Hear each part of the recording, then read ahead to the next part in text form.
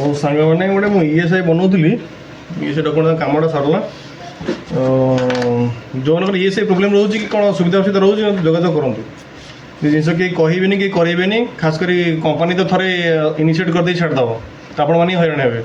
ତ ଯେଉଁମାନଙ୍କର କିଛି ଇସ୍ୟୁ ରହୁଛି ସେମାନେ ଯୋଗାଯୋଗ କରନ୍ତୁ, ପୁରା ଅପଡ଼େଟ୍ କରାନ୍ତୁ ଆପଣଙ୍କର ESIକୁ। ଯେଉଁମାନଙ୍କର ESI ଏଲିଜିବୁଲ୍ ସେମାନେ ESI ଡକୁମେଣ୍ଟ ଅପଡ଼େଟ୍ କରିବା ନିହାତି ଦରକାର, ନହେଲେ ଆପଣଙ୍କୁ ସେଠି କେହି ଅନେଇବେନି। ESI ଅଫିସ୍ ଗଲେ ବାରମ୍ବାର ଦୌଡ଼ିବେ, ତା ଛଡ଼ା କିଛି ଲାଭ ନାହିଁ। ଆଉ ତା ସହିତ ଆଉ ଗୋଟେ ରହୁଛି ପେନ୍ସନ୍ କାର୍ଡ଼, ଆଉ ରହିଲା ଏଲିଜିବିଲିଟି। ଏ ଦୁଇଟା ଡକୁମେଣ୍ଟଟା କମ୍ପଲସରି। ତ ଏଲିଜିବିଲିଟି ହେବା ପାଇଁ ଆମକୁ କ'ଣ କରିବାକୁ ପଡ଼ିବ? ଏଲିଜିବିଲିଟି ହେବା ପାଇଁ ଆମକୁ ମିନିମମ୍ 90 ଦିନ 90 ଡେଜ୍ ଫୁଲ୍ ଡ୍ୟୁଟି ଦରକାର ମିନିମମ୍।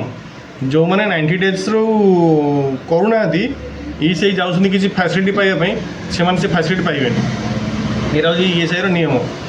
90 ଡେଜ୍ଟା ହେଉଛି କମ୍ପଲସରି ମିନିମମ୍। ଯେକୌଣସି ଫ୍ୟାସିଲିଟି ପାଇବା ପାଇଁ ଆପଣ 90 ଡେଜ୍ଟା କମ୍ପଲସରି, ତାପରେ ଅଧିକା ହେଲେ ଭଲ। ଏତକ ରହିଲା ଏଇଟା। ଆଉ ଏହାର ଭ୍ୟାଲିଡ୍ ହେଉଛି ମାତ୍ର 6 ମାସ। ଗୋଟେ ESI ପେପର ଇଲିଜିବିଲିଟି ସାର୍ଟିଫିକେଟ୍ର ଭ୍ୟାଲିଡ୍ ହେଉଛି 6 ମାସ। ତ ଏଇଠି ସବୁ ଲେଖା ହେଇଯାଉଛି, ଆପଣ ବି ଯେଉଁମାନଙ୍କର ESI ଡକୁମେଣ୍ଟ ଥିବ ସେମାନେ ଜାଣିପାରିବେ।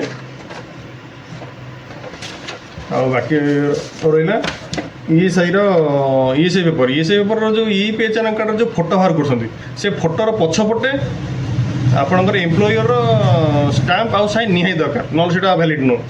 ଆଉ ତା ସହିତ ଏଇ ଯେଉଁ ପେପର ରହିଲା ESIର ପେପର, ଏଇଠି ଆଉ ତଳେ ଆପଣଙ୍କର କମ୍ପାନୀର ସିଲ୍ ଆଉ ଷ୍ଟାମ୍ପ ନିହାତି ଦରକାର।